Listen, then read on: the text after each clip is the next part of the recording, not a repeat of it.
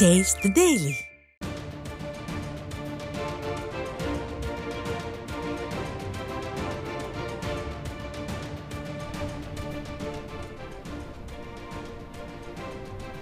அண்மை செய்தி. அறிவாலய வாசலில் பதவி பிச்சை எடுக்கும் அமைச்சர் ரகுபதிக்கு புரட்சித் தமிழரை பற்றி பேச அருகதை இல்லை என அதிமுக முன்னாள் அமைச்சர் ஜெயக்குமார் காட்டமாக விமர்சித்திருக்கிறார். இது குறித்த கூடுதல் விவரங்களை தலைமை செய்தியாளர் ஜெயக்குமார் வழங்க கேட்கலாம். வணக்கம் ஜெயக்குமார், கூடுதல் விவரங்களை வழங்கலாம். வணக்கம் சுரேஷ். அறிவாலய வாசலில் பதவி பிச்சை எடுக்கும் அமைச்சர் ரகுபதிக்கு புரட்சி தமிழரை பற்றி பேச அருகதை இல்லை என்று அனைத்திந்திய அண்ணா திராவிட முன்னேற்ற கழகத்தினுடைய முன்னாள் அமைச்சரும் கழக அமைப்பு செயலாளருமான டி ஜெயக்குமார் தெரிவித்திருக்கிறார். அவர் வெளியிட்டிருக்கக்கூடிய அறிக்கையில், யோக்கியன் வருகிறான், சொம்பை எடுத்து உள்ளே வை என்ற ஒரு கிராம முதுமொழிக்கேற்ப தனக்கு அரசியல் வாழ்வளித்த புரட்சி தலைவி அம்மாவின் முதுகில் குத்திவிட்டு கோபாலபுர கொத்தடிமைகளில் ஒருவராக திகழ்ந்து வரும் திரு எஸ் ரகுபதி என்ற திமுக முந்திரி முதுகில் குத்துவது பற்றி மற்றவர்களுக்கு பாடம் எடுத்து வருகிறார். அரசியலில் ஏணிப்படிகளில் இந்த நாளாந்தர பேர்வழி ரகுபதி ஏறுவதற்கு துணை நின்றவர்களை கடித்து குதறி அடித்த வரலாறு அனைவருக்கும் தெரியும் என்று அதிமுக முன்னாள் அமைச்சர் டி ஜெயக்குமார் குற்றம் சாட்டியிருக்கிறார். கழக பொதுச் செயலாளர் புரட்சி தமிழர் அண்ணன் எடப்பாடியார் அவர்கள் சேலத்திலே அளித்த பேட்டியில், விளம்பரத்திற்காக கரும்பு காட்டில் காங்கிரீட் சாலை அமைத்து ஷூகாலுடன் நடந்த திரு ஸ்டாலின் எங்கள் புரட்சி தமிழரை பற்றி, அவருடைய விவசாய தொழிலை பற்றி கேலியும் கிண்டலமாக பேசியதற்கு அவர் பதிலளித்தார்.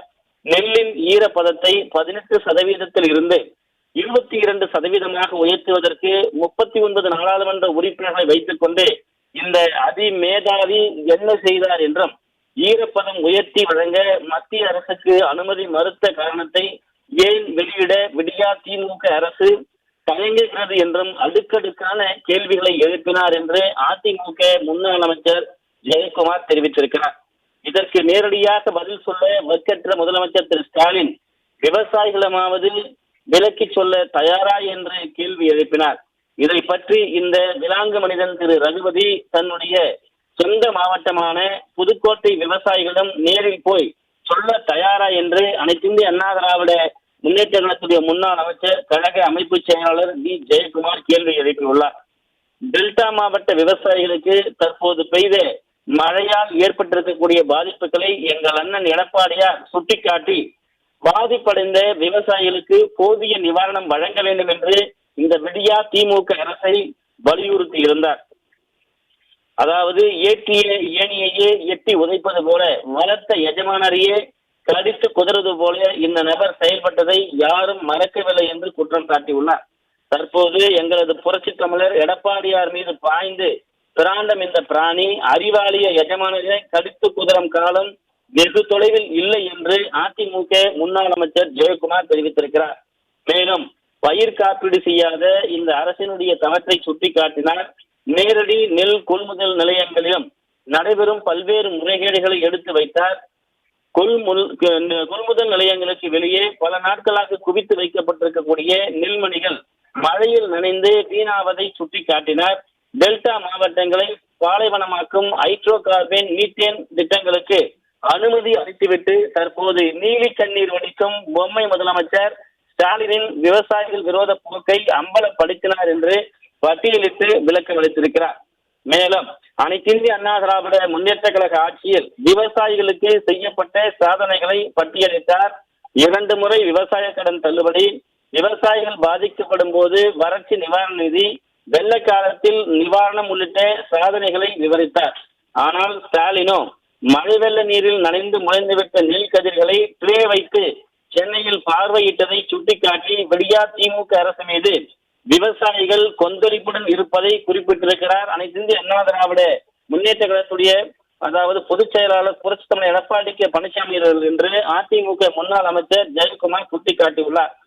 மொத்த தமிழகத்தையும் பாலைவனமாக்கும் வகையில் கர்நாடக அரசு முயற்சிக்கும் போது மேகதாது அணை திட்டத்தை தன் சுயநலத்திற்காக கண்டும் காணாமல் இருக்கும் திரு மு.க. ஸ்டாலினுடைய கபட நாடகத்தை வெளிப்படுத்தினார் என்றும், டெல்டா மாவட்ட விவசாயிகளுடைய பாசனத்திற்காக மேட்டூரில் இருந்து திறக்கப்படக்கூடிய நீர் முறையாக கடைமடை வரை செல்கிறதா என்பதை கூட பார்க்காமல் வெற்று விளம்பரத்திற்காக ஒரு சில நடவடிக்கைகள் எடுக்கும் திரு ஸ்டாலினுடைய விளம்பர மாடல் அரசை தோலுறுத்தி காட்டினார் என்றும், பொம்மை முதலமைச்சர் திரு ஸ்டாலினுடைய ஆட்சியின் சாதனைகள் என்னவென்றால் குண்டர் சட்டத்தில் விவசாயியை கைது செய்ததுதான்.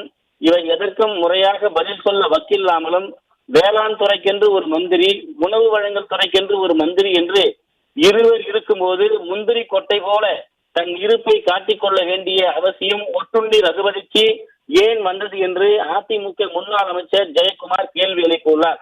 மேலும் மொட்டை தலைக்கும் முழங்காலுக்கும் முடிச்சு போட்ட பழக்கப்பட்ட திமுக கும்பலில் ஒருவராக இருப்பதில் தானும் என்னவோ தான் படித்த படிப்பை கூட மறந்துவிட்டு உணர்வாயராக திரு ரகுபதி இருப்பதை கண்டு மக்கள் எள்ளி நகையாடுகிறார் என்று அதிமுக முன்னாள் அமைச்சர் ஜெயக்குமார் குற்றம் சாட்டியிருக்கிறார்.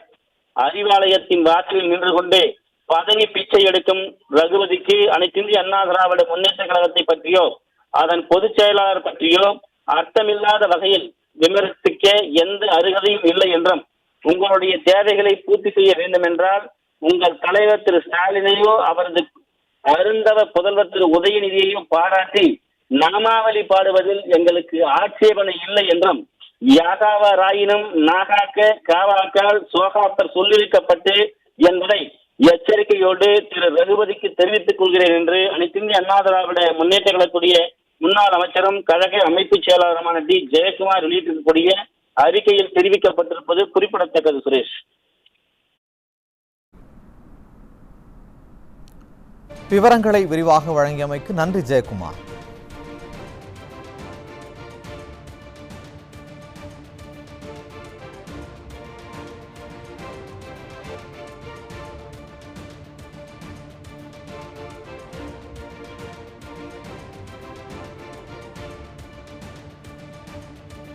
அறிவாலய வாசலில் பதவி பிச்சை எடுக்கும் அமைச்சர் ரகுபதிக்கு புரட்சி தமிழரை பற்றி பேச அருகதை இல்லை என அதிமுக முன்னாள் அமைச்சர் ஜெயக்குமார் காட்டமாக விமர்சித்திருக்கிறார். அதனை அண்மை செய்தியாக பார்த்து வருகிறோம்.